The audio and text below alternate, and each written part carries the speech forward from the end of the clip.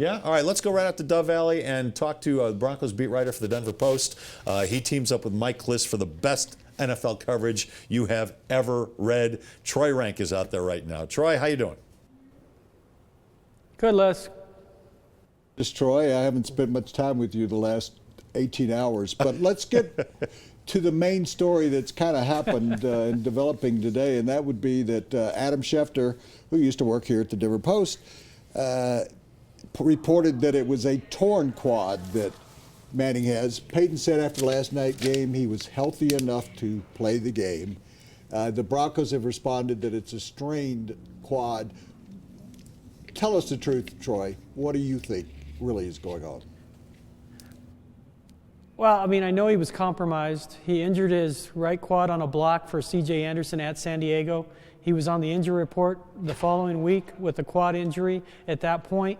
It affected him. To what degree, Woody? I don't know. And to what the severity was, we really don't know. I don't, again, if it's a torn quad, you're on an operating table getting fixed in terms of they have to repair the issue. I covered Troy Tulowitzki when he tore his quadriceps in 2008. I mean, he was out for basically 9 weeks. Is there a tear involved? Anytime you strain a muscle, it tears the muscle fiber. I just don't think, for Manning, a guy who doesn't make excuses, he doesn't need to be portrayed in a sympathetic light. He's a 38-year-old quarterback who was dealing with a quad injury. I just, Les and Woody, the idea that affected his performance to enough that's the reason they lost, I don't think that's fair, and I don't think he would agree with that assessment. Was he compromised? Clearly he was compromised. And there's a number of factors why he didn't play well. To say it was just because of the injury, I don't think that's fair. Now, was it a factor? Of course it was a factor. Troy, they played uninspired ball again yesterday. Hard to believe. It's the playoffs. They're at home. They've got the home crowd behind them. Is there any wonder in that building now about why things went so wrong on a day when everything should have gone so right? Well, we talked to the players today in open locker room as they were packing up their bags, and they don't have answers. They felt like they were loose going into the game. They talked about how Thursday's practice was one of the best practices of the year prior to the game.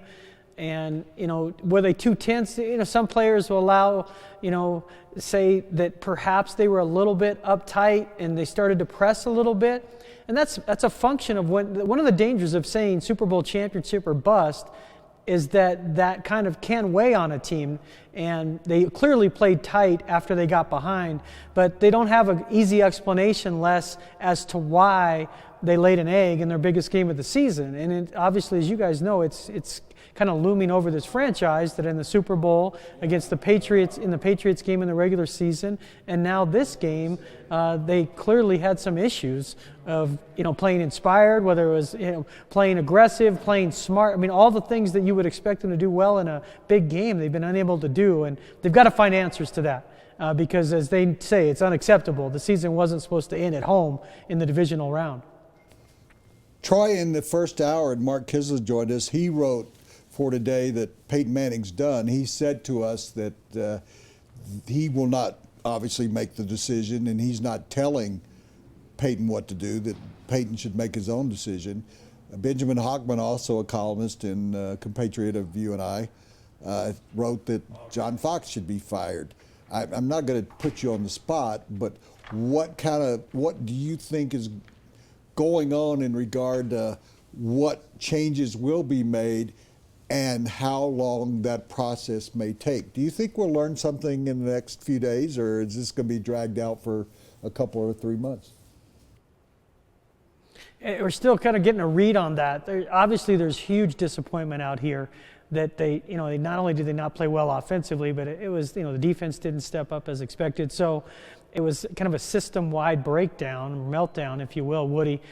The idea that John Fox would be in danger after 4 consecutive division titles, great road record in the AFC West, it's hard to fathom, but given the season was framed with Super Bowl championship or bust, obviously it's a conversation today. It's a talking point among fans. How much of it is among the Broncos themselves is still an issue of debate. And will there be changes in their coaching staff? And more importantly, how would that possibly affect Peyton Manning's decision? If John Fox's situation doesn't look like he's going to stay, and Jack Del Rio, obviously, as Mike Kliss has reported, is a strong candidate in Oakland, if he leaves, where does that leave the Broncos? It's hard to figure that Peyton Manning would want to start over with a new coaching staff at age 39. So a lot of moving pieces here, moving parts. I can't give you a timeline, Woody. We should have a better view and some more clarity by tomorrow or Wednesday when John Elway and Fox do a season-ending press conference. I was just going to add that if they don't do it together, we might have some indications of what's going to go on. Our guest is Troy Renck. He writes about the Broncos for the Denver Post every single day, along with Mike Kliss. Troy, you mentioned the coordinators, Gase and Del Rio. A lot of people want Gase to be hanging around for a while, whether it be as the offensive coordinator or the head coach.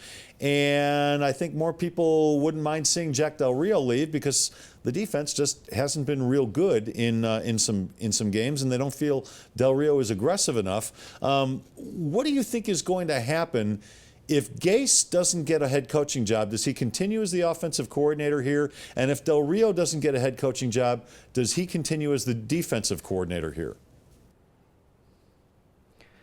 Well, those are good questions. I do believe Del Rio will get a head coaching job. It's pointing toward Oakland. Now, with the Raiders, you never know for sure until it's for sure. But I do believe Del Rio will get a coaching job. He's his resume. He's from there. They're following up with a second interview, so it's lining up for him to leave to a head coaching job. In Gaze's case, he gets hurt in talking to some league people, having the Shanahans out there, Mike and Kyle.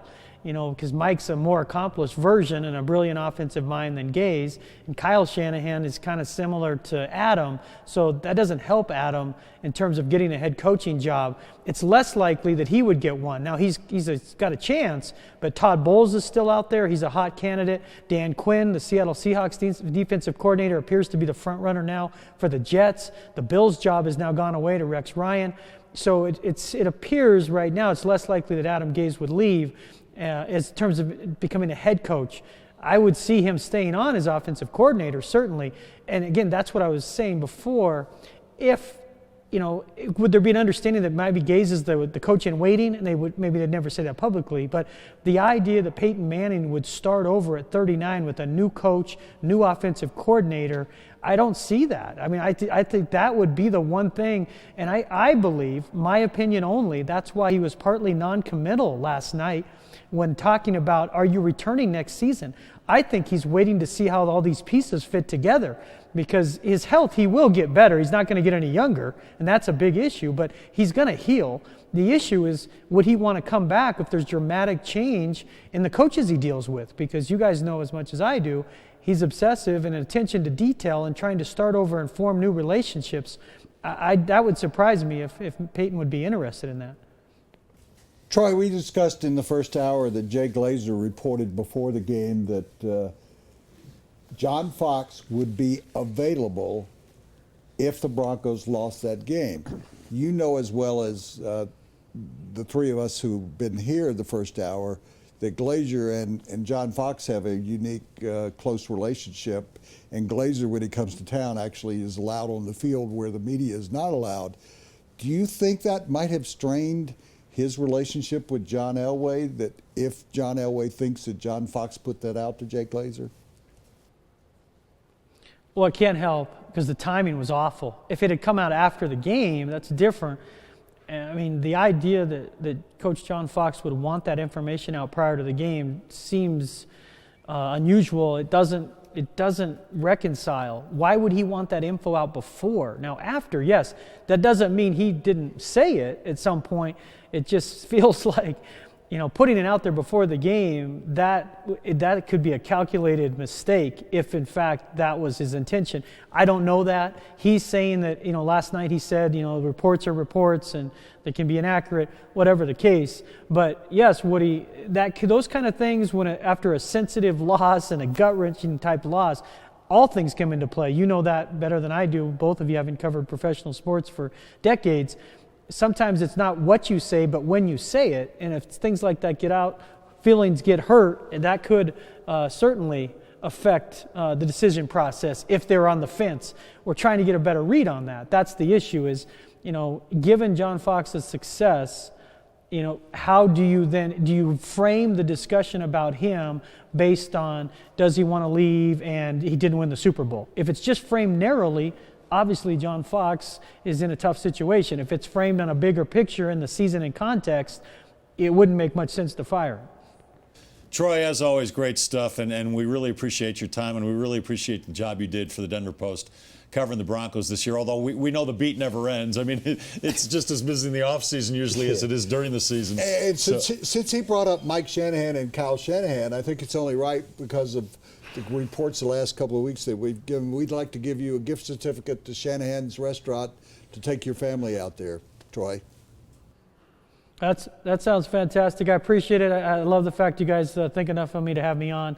Best of luck in the show. I'm sure I'll be on sometime in the next few weeks because there's never-ending Bronco news, as we all know. You're going to be, if you will, you're going to be a regular contributor on the show. Yeah, Thanks, Troy. Especially if you keep wearing that really nice-looking sweater and shirt combination. Thanks, Troy. We'll talk to you soon. Yeah. Yep. All right, that's Troy Renck of the Denver.